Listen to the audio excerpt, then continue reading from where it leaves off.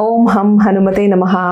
ಇವತ್ತು ನಾವು ಮಾತಾಡ್ತಿರೋಂತಹ ವಿಶೇಷವಾಗಿರುವಂತಹ ನಕ್ಷತ್ರ ಅನುರಾಧ ನಕ್ಷತ್ರ. ಈ ಒಂದು ನಕ್ಷತ್ರ ವಿಶೇಷವಾಗಿ ವೃಶ್ಚಿಕ ರಾಶಿಯಲ್ಲಿ ನಾವು ಕಾಣ್ತೀವಿ. ತನ್ನ 4 ಚರಣಗಳು ಸಹ ವೃಶ್ಚಿಕ ರಾಶಿಯಲ್ಲೇ ಇರುತ್ತೆ. ಸೊ ಅನುರಾಧ ನಕ್ಷತ್ರದ ಅಧಿಪತಿ ಬಂದು ಶನಿ. ಸೊ ವೃಶ್ಚಿಕ ರಾಶಿ ಅಧಿಪತಿ ಬಂದು ಕುಜ. ನ, ನಿ, ನು ಮತ್ತೆ ನೆ, ಈ 4 ಚರಣಗಳಿಗೆ 4 ಅಕ್ಷರಗಳು. ಅನುರಾಧ ನಕ್ಷತ್ರದವ್ರಿಗೆ ವಿಶೇಷವಾಗಿ 2026 ಈ ಒಂದು ವರ್ಷ ಯಾವ ರೀತಿ ಇದೆ, ಏನೆಲ್ಲ ಸಮಸ್ಯೆಗಳಾಗುತ್ತೆ, ಏನೆಲ್ಲ ಪಾಸಿಟಿವ್ ಥಿಂಗ್ಸ್ ಇದೆ, ಮತ್ತೆ ಏನೆಲ್ಲ ಪರಿಹಾರಗಳನ್ನ ಮಾಡಬೇಕು. ಅನುರಾಧ ನಕ್ಷತ್ರ ಮೂಲತಃ ಶನೈಶ್ಚರನ ನಕ್ಷತ್ರ ಅಂತ ಹೇಳಿದೆ. ಸೊ ನಾನು ಮಂತ್ರವನ್ನು ಪ್ರಾರಂಭ ಮಾಡಿದಾಗ ಹನುಮಾನ್ ಆಂಜನೇಯನ ಮಂತ್ರವನ್ನು ಹೇಳಿದೆ. ಇದು 17ನೇ ನಕ್ಷತ್ರವಾಗಿರುತ್ತೆ. ಮತ್ತೆ ಶನೈಶ್ಚರನಿಗೆ 2ನೇ ನಕ್ಷತ್ರವಾಗಿರುತ್ತೆ. ಪುಷ್ಯ ನಕ್ಷತ್ರ 1ನೇ ನಕ್ಷತ್ರ. ಸೊ ಇದು 2ನೇ ನಕ್ಷತ್ರ. ಇನ್ನೂ ಒಂದು ಸಹ ನಾವು ನೋಡ್ತೀವಿ, ನಾನು ತಿಳಿಸ್ಕೊಡ್ತೀನಿ. ಈಗ ಆಲ್ರೆಡಿ ಸುಮಾರು ನಕ್ಷತ್ರಗಳ ವಿಚಾರವಾಗಿ ನೀವು ಪ್ರೋಗ್ರಾಮ್ಸ್ ನೋಡ್ತಾನೆ ಇದ್ದೀರಾ. 2026 ಅಲ್ಲಿ ಯಾವ ರೀತಿ ಇರುತ್ತೆ ಅಂತೆಲ್ಲ. ಒಂದು ಪ್ರಾಬ್ಲಮ್ ಆಗುವಂಥದ್ದು ಅನುರಾಧ ನಕ್ಷತ್ರದವ್ರಿಗೆ ಅಂತಂದರೆ, ಮದುವೆ ಜೀವನದಲ್ಲಿ ನಿಮ್ಮ ಈವನ್ ಲವ್ ವಿಚಾರದಲ್ಲೂ ಅಷ್ಟೇ ನಿಮ್ಮಿಬ್ಬರ ಮಧ್ಯೆ ಕ್ಲಾಶಸ್ ಸ್ಟಾರ್ಟ್ ಆಗುತ್ತೆ, ಈಗೋ ಕ್ಲಾಶಸ್ ಸ್ಟಾರ್ಟ್ ಆಗುತ್ತೆ. ಸಣ್ಣದಾಗಿ, it's not a very big, ಯಾವುದೋ ದೊಡ್ಡ ಜಗಳ ಆಯಿತು ಮ್ಯಾಮ್, ಏನೋ ಒಂದು ಆಯಿತು ಅಂತಲ್ಲ, ನಿಮ್ಮಲ್ಲೇ ಒಂದು ಅಂಡರ್ಸ್ಟ್ಯಾಂಡಿಂಗ್ ವಿಚಾರವಾಗಿ ಏನೋ ಒಂದು ಮನೆಯಲ್ಲಿ ಜಗಳಗಳು ಕ್ರಿಯೇಟ್ ಆಗುವಂಥ ಸಾಧ್ಯತೆಗಳು 2026 ಅಲ್ಲಿ ಹೆಚ್ಚಾಗಿದೆ. ಸೊ ದಯವಿಟ್ಟು ಆದಷ್ಟು ಕೇರ್ಫುಲ್ ಆಗಿರಿ ಮಾತನ್ನು ನೀವು ಆಡುವಾಗ. ಯಾಕೆಂದರೆ ಒಂದು ಮಾತಾಡಿದ್ರೆ ಹೋಯ್ತು, ಮತ್ತು ಹೊಡೆದ್ರೆ ಹೋಯ್ತು ಅನ್ನೋ ರೀತಿಯಲ್ಲಿ ಒಂದು ಮಾತು ಅದು ತುಂಬಾ ಎಫೆಕ್ಟ್ ಮಾಡುತ್ತೆ. ಇನ್ನೊಬ್ಬರ ಮನಸ್ಸಿಗೆ, ಇನ್ನೊಬ್ಬರ ಮನಸ್ಸಿನ ಮೇಲೆ ತುಂಬ ಎಫೆಕ್ಟಿವ್ ಆಗಿ ಪರಿಣಾಮ ಆಗುತ್ತೆ. ಮತ್ತೆ ಅದನ್ನು ನೀವು ಸರಿಪಡಿಸೋಕ್ಕಾಗದೇ ಇರೋವಂಥ ಒಂದು ಸ್ಟೇಜ್ಗೆ, ಮತ್ತೆ ಜೋಡಿಸೋಕ್ಕಾಗದೇ ಇರೋವಂಥ ಒಂದು ಸ್ಟೇಜ್ಗೆ ಹೋಗೋ ಚಾನ್ಸಸ್ ಜಾಸ್ತಿ ಇದೆ. ಸೊ ಹಾಗಾಗಿ ತುಂಬ ಕೇರ್ಫುಲ್ಲಾಗಿ ಒಂದೊಂದು ಮಾತು ಕೂಡ ತುಂಬ ಇಂಪಾರ್ಟೆಂಟ್ ಆಗುತ್ತೆ. ನೋಡ್ಕೊಂಡು ನೀವು ಯಾವುದೋ ಒಂದು ಡಿಸಿಷನ್ ಇದ್ರೂ ಕರೆಕ್ಟಾಗಿ ನೋಡ್ಕೊಂಡು ತಗೊಳ್ಳಿ ಅಂತ 2026 ಅಲ್ಲಿ ನಿಮ್ಗೆ ಅದು ಹೇಳ್ಕೊಡುತ್ತೆ, ತೋರಿಸ್ಕೊಡುತ್ತೆ.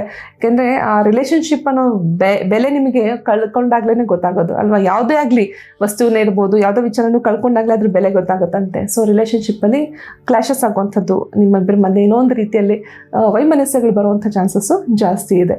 ಜೊತೆಗೆ ಅದೇ ಹೇಳ್ದಂಗೆ ಪ್ರೀತಿ ವಿಚಾರದಲ್ಲೂ ಅಷ್ಟೇ ದೂರ ಆಗ್ತಾರೆ. ನೀವು ಯಾರು ಇಷ್ಟಪಡ್ತಿದ್ದೀರಾ ಆ ವ್ಯಕ್ತಿ ನಿಮ್ಮಿಂದ ದೂರ ಆಗುವಂಥದ್ದು ಹೆಚ್ಚಾಗಿ ಕಾಣ್ತಿದೆ. ಇದು ಮೊದಲನೇದು ನಾವು ನೋಡ್ತಿರೋಂಥದ್ದು. ಎಜುಕೇಷನ್ ಮಾಡ್ತಿರೋರಿಗೆ ಕನ್ಫ್ಯೂಷನ್ಸ್ ಜಾಸ್ತಿ ಆಗುತ್ತೆ. ನಾನು ಯಾವ್ದು ತೊಗೊಳ್ಳಿ, ಯಾವ ಕಾಂಬಿನೇಷನ್ ತೊಗೊಳ್ಳಿ, ಏನು ಓದಿದ್ರೆ ಒಳ್ಳೆಯದು, ಯಾವ್ದು ಮಾಡಿದ್ರೆ ಒಳ್ಳೆಯದು, ಇದು ಒಂದು ನಾನು ಇಂಪಾರ್ಟೆಂಟ್ ಸಲಹೆ ಕೊಡ್ತೀನಿ. ಮಕ್ಕಳ ವಿಚಾರವಾಗಿ ಅಂತೂ ನೀವು ಸ್ವಲ್ಪ ಒಂದು ಕ್ಷಣ ಯೋಚನೆ ಮಾಡೋದು ತುಂಬ ಒಳ್ಳೆಯದು. ಅಯ್ಯೋ ನಾವೆಲ್ಲ ಮಾಡಿಲ್ವಾ, ನಾವೆಲ್ಲ ಓದ್ದ ಈ ಒಂದು ಸ್ಟೇಜಿಗೆ ಬರಲಿಲ್ಲ ಇರ್ಬೋದು. ನಿಮ್ಮ ಕಾಲದಲ್ಲಿ ಆ ರೀತಿಯಾದ ಒಂದು ಪ್ರಕ್ರಿಯೆಗಳಿತ್ತು, ನೀವು ಅದನ್ನೇ ಫಾಲೋ ಮಾಡಿದ್ದೀರಾ. ಬಟ್ ಈಗೆಲ್ಲ ತುಂಬ ಇಂಪಾರ್ಟೆಂಟ್ ಆಗುತ್ತೆ. ಒಂದು ಮಗು ಕೂಡ ಒಂದು ರೀತಿಯಾದ ಒಂದು ಅವರ ಲೈಫು, ಅವ್ರ ಫ್ಯೂಚರು ಪ್ರತಿಯೊಂದು ಇಂಪಾರ್ಟೆಂಟ್. ಯಾವ ಒಂದು ಕೋರ್ಸ್ ತೊಗೊಳ್ಳೋ ಅವ್ರ ಜಾತಕದಲ್ಲಿ ಎಲ್ಲವೂ ಇರುತ್ತೆ. ಡೇಟ್ ಆಫ್ ಬರ್ತ್ ಟೈಮಿಂಗ್ಸ್ ಪ್ರಕಾರವಾಗಿ ನಿಮಗೆ ಎಲ್ಲವೂ ಸಹ ಸಿಗುತ್ತೆ. ಯಾವ ಕೋರ್ಸ್ ತೊಗೊಂಡ್ರೆ ಒಳ್ಳೆಯದು, ಯಾವ ಒಂದು ಕಾಂಬಿನೇಷನ್ ತೊಗೊಂಡ್ರೆ ಒಳ್ಳೆಯದು, ಅವರು ಯಾವ ಒಂದು ಇದು ಮಾಡಿದ್ರೆ ಅವ್ರ ಫ್ಯೂಚರ್ ಚೆನ್ನಾಗಿರುತ್ತೆ, ಪ್ರತಿಯೊಂದು ಕೂಡ ಇರುತ್ತೆ. ನೀವು ಚೆಕ್ ಮಾಡಿಸಿ ಆ ಮಗುವಿಗೆ ಅದೇ ರೀತಿಯಲ್ಲೇ ಒಂದು ಮಾಡಿ. ಈಗ ಮಗು IAS ಅಲ್ಲಿ ಒಳ್ಳೆ ಟಾಪ್ ರ್ಯಾಂಕ್ ಬರುವಂಥದ್ದಿದೆ, ಕಾಂಪಿಟೇಟಿವ್ ಎಕ್ಸಾಮ್ಸಲ್ಲಿ ಪಾಸ್ ಆಗುವಂಥದ್ದಿದೆ, ಅಂಥವೇ ಹೇಳ್ಕೊಡ್ತಾ ಬನ್ನಿ. ಕ್ರಿಕೆಟಲ್ಲಿ ಚೆನ್ನಾಗಿದೆ ಹೇಳ್ಕೊಡ್ತಾ ಬನ್ನಿ, ಮ್ಯೂಸಿಕಲ್ಲಿ ಚೆನ್ನಾಗಿದೆ ಹೇಳ್ಕೊಡ್ತಾ ಬನ್ನಿ. ಯಾಕಂದರೆ ಅವ್ರಿಗೂ ಕೂಡ ಅದರದ್ದೇ ಕ್ಷೇತ್ರ ಇರುತ್ತೆ. ಇಲ್ಲಾಂದರೆ ಏನಾಗುತ್ತೆ, ಫೇಲ್ ಆಗ್ತಾರೆ ಅಷ್ಟೇ. ನೀವು ಬಲವಂತವಾಗಿ ಕಳಿಸ್ಬೋದು, ನೀನು ಓದಲೇಬೇಕು, ನೀನು ಇಂಜಿನಿಯರಿಂಗೇ ಮಾಡಬೇಕು, ನೀನು ಡಾಕ್ಟರೇ ಮಾಡಬೇಕು, ಅಥವಾ ನೀನು ಈ ಕೋರ್ಸೇ ಮಾಡಬೇಕು, CAನೇ ಮಾಡಬಹುದು. ಬಟ್ ಏನಂದರೆ ಅವ್ರು ಅದರಲ್ಲಿ ಫೇಲ್ ಆಗ್ತಾರೆ. ಕೊನೆಗೆ ಯಾವುದೋ ಒಂದು ಘಟ್ಟದಲ್ಲಿ ನಾನು ಇಷ್ಟಪಟ್ಟಿದ್ದು ನಾನು ಓದೋಕ್ಕಾಗಲಿಲ್ಲ, ನಾನು ಇಷ್ಟಪಟ್ಟಿದ್ದು ನಾನು ಮಾಡೋಕ್ಕಾಗಿಲ್ಲ ಅನ್ನೋ ಒಂದು ಸ್ಟೇಜ್ ಬರ್ತಾರೆ, ಡಿಸಪಾಯಿಂಟ್ ಆಗ್ತಾರೆ. ಎಷ್ಟೋ ಜನ ಟ್ಯಾಂಟ್ರಮ್ಸ್ ತೋರಿಸ್ತಾರೆ ಮನೆಯಲ್ಲಿ, ಒಂದು ರೀತಿಯಲ್ಲಿ ಜಗಳದ ವಾತಾವರಣಗಳು ಬರುತ್ತೆ.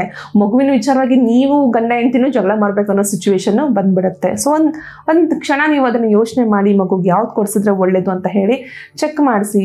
ನಮ್ಮಲ್ಲೇ ಅಂತನೂ ಅಲ್ಲ, ನೀವು ಎಲ್ಲಾದರೂ ಹೋಗ್ತೀನಿ. ಯಾಕೆಂದರೆ ನಮ್ಮಲ್ಲೂ ಕೂಡ ಎಷ್ಟು ಜನ ಕನ್ಸಲ್ಟೇಷನ್ ತೊಗೊಂಡು ಆ ಮಗುವಿನ ಫ್ಯೂಚರ್ನ ಡಿಸೈಡ್ ಮಾಡಿ ಈಗಲಿಂದನೇ ಪ್ರಾರಂಭ ಮಾಡಿರೋಂಥದ್ದು. ನಾನು ಎಷ್ಟೋ ಸಲ ಅಫರ್ಮೇಷನ್ಸ್ ಕೊಟ್ಟಿರ್ತೀನಿ, ಅವ್ರಿಗೊಂದು ಟೆಕ್ನಿಕ್ಸ್ನ ಹೇಳ್ಕೊಟ್ಟಿರ್ತೀನಿ. ಅದು ತುಂಬ ಹೆಲ್ಪ್ ಆಗುತ್ತೆ. ಸೊ ನೀವು ಕನ್ಸಲ್ಟೇಷನ್ ತೊಗೊಳ್ಬೇಕು, ಕಾಣ್ತಿರೋ ನಂಬರ್ಸ್ಗೆ ಕಾಲ್ ಮಾಡಿ. ನಮ್ಮ ಸ್ಟಾಫ್ ನಿಮ್ಗೆ ಗೈಡ್ ಮಾಡ್ತಾರೆ ಯಾವ ರೀತಿ ನೀವು ನನ್ನ ಹತ್ರ ಕನ್ಸಲ್ಟೇಷನ್ ತೊಗೊಳ್ಬೋದು, ಯಾವ ನಕ್ಷತ್ರದಲ್ಲಿ ಹುಟ್ಟಿರ್ತಾರೆ, ಎಲ್ಲ ಡೀಟೇಲ್ಸ್ ನಿಮ್ಮ ಹತ್ರ ಗೊತ್ತಿದ್ದೇ ಇರುತ್ತೆ. ಸೊ ತಿಳಿಸ್ಕೊಡ್ತಾರೆ. ದಯವಿಟ್ಟು 10 ರಿಂದ 7 ಗಂಟೆಗೆ ಕಾಲ್ ಮಾಡಿ. ಆಫ್ ಟೈಮಿಂಗ್ಸ್ ಕಾಲ್ ಮಾಡ್ತೀರಾ, ಕಾಲ್ ಮಿಸ್ ಆಗುತ್ತೆ.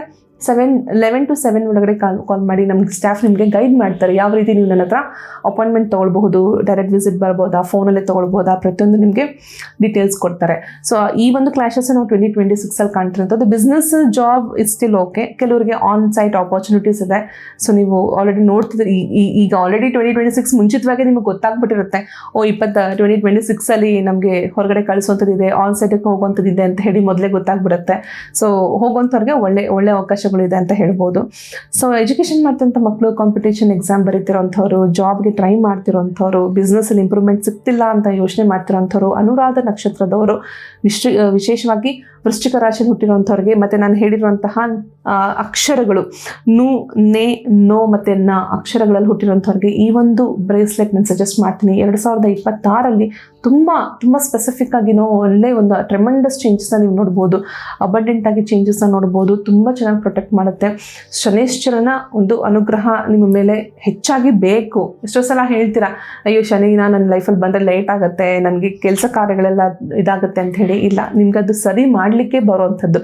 ಶನೈಶ್ಚರನ ದಶಾಭುಕ್ತಿ ಇರಬಹುದು, ಸಾಡೆ ಸಾತಿ ಇರಬಹುದು, ಯಾವುದೇ ಇದ್ರೂ ನಿಮ್ಮ ಲೈಫನ್ನು ಬದಲಾವಣೆ ಮಾಡಿ ಸರಿಯಾದ ಒಂದು ರೂಟಿಗೆ ತರೋದಕ್ಕೆ ನಿಮಗೆ ಸಿಗುವಂಥದ್ದು. ಹಾಗಾಗಿ ಬ್ರೇಸ್ಲೆಟ್ ಹಾಕ್ಕೊಳ್ಳಿ, ತುಂಬ ಒಳ್ಳೆಯದಾಗುತ್ತೆ. ಇದರ ಜೊತೆಗೆ ಆಂಜನೇಯನ ಆರಾಧನೆ ತುಂಬ ಒಳ್ಳೆಯದು. ಹನುಮಾನ್ ಚಾಲಿಸ ಮಾಡ್ತಾ ಬನ್ನಿ ಪ್ರತಿನಿತ್ಯ.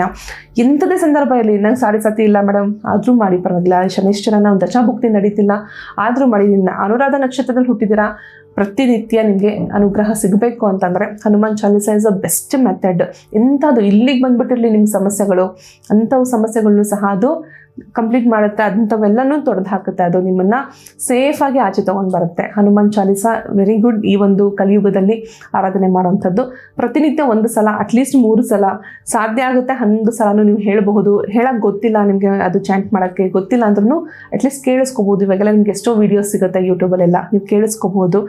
ಸೊ ಎಲ್ಲರಿಗೂ ಈಗ ಆಲ್ರೆಡಿ ಯಾರ್ಯಾರೆಲ್ಲ ಮಾಡಿದ್ದೀರಾ, ನನ್ನ ಪ್ರೋಗ್ರಾಮ್ನ ನೋಡ್ತಿರೋಂಥವ್ರಿಂದ ಹಿಡಿದು ನನ್ನ ಸಬ್ಸ್ಕ್ರೈಬರ್ ಮಾಡ್ಕೊಂಡಿರೋಂಥವ್ರಿಗೂ, ಚಾನಲ್ನ ಲೈಕ್ ಮಾಡ್ತಿರೋಂಥವ್ರಿಗೆ, ಕಮೆಂಟ್ಸ್ ಆಗ್ತಿರೋಂಥವ್ರಿಗೆ ಎಲ್ರಿಗೂ ಸಹ ಥ್ಯಾಂಕ್ ಯು ಸೋ ಮಚ್. ನನ್ನ ಒಂದು ಪರಿಹಾರಗಳು ನಿಮ್ಮ ಲೈಫಲ್ಲಿ ಇಷ್ಟೊಂದೆಲ್ಲ ಇಂಪ್ಯಾಕ್ಟ್ ಆಗ್ತಿದೆ, ಇಷ್ಟೆಲ್ಲ ನೀವು ಬೆನಿಫಿಟ್ ನೋಡ್ತಾ ಇದ್ದೀರಾ ಅಂದರೂ ಕೂಡ ಐ ಆಮ್ ರಿಯಲಿ ಗ್ರೇಟ್ಫುಲ್. ಮನಗಳಿಂದ ಥ್ಯಾಂಕ್ಸ್ ಹೇಳೋಕ್ಕೆ ಇಷ್ಟಪಡ್ತೀನಿ. ಸೊ ಇಷ್ಟನ್ನು ಹೇಳ್ತಾ ಕಾರ್ಯಕ್ರಮ ಮುಗಿಸೋಣ. ಸರ್ವೇ ಜನ ಸುಖಿನೋ ಭವಂತು, ಸನ್ಮಂಗಳಾನಿ ಭವಂತು. ಧನ್ಯವಾದಗಳು.